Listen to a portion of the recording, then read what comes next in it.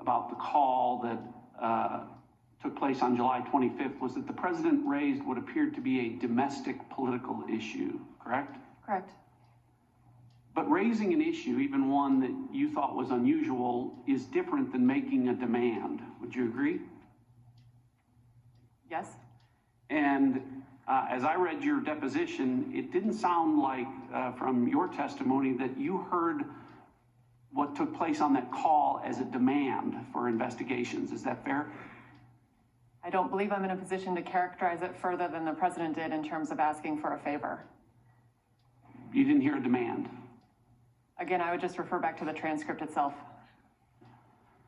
Lieutenant Colonel Vindman, you've testified and explained to us why in your mind it was a demand.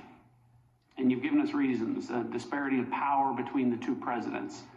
And because you did feel that way, you also felt that you had a duty to report what you thought was improper. Is that correct? That is correct. Okay. So, two different people, two impartial observers, one felt the need to report the call because there was a demand that was improper, and one that didn't report it to anyone. You didn't report it to anyone, right, Ms. Williams? I ensured that the information was available to my superiors. So, while all this might seem as clear as mud, I think your honest and candid assessments of what you heard on the call tells us what we need to know. We have two independent folks, nonpartisans, and I'm not hearing a consensus between the two of you about what exactly you both heard on the call that you heard at the exact same time. And if you can't reach an agreement with regard to what happened on the call, how can any of us?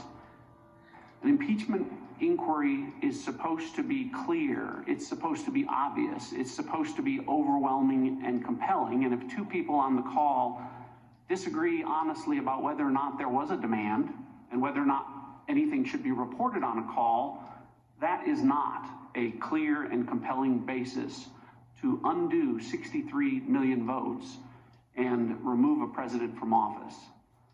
I yield my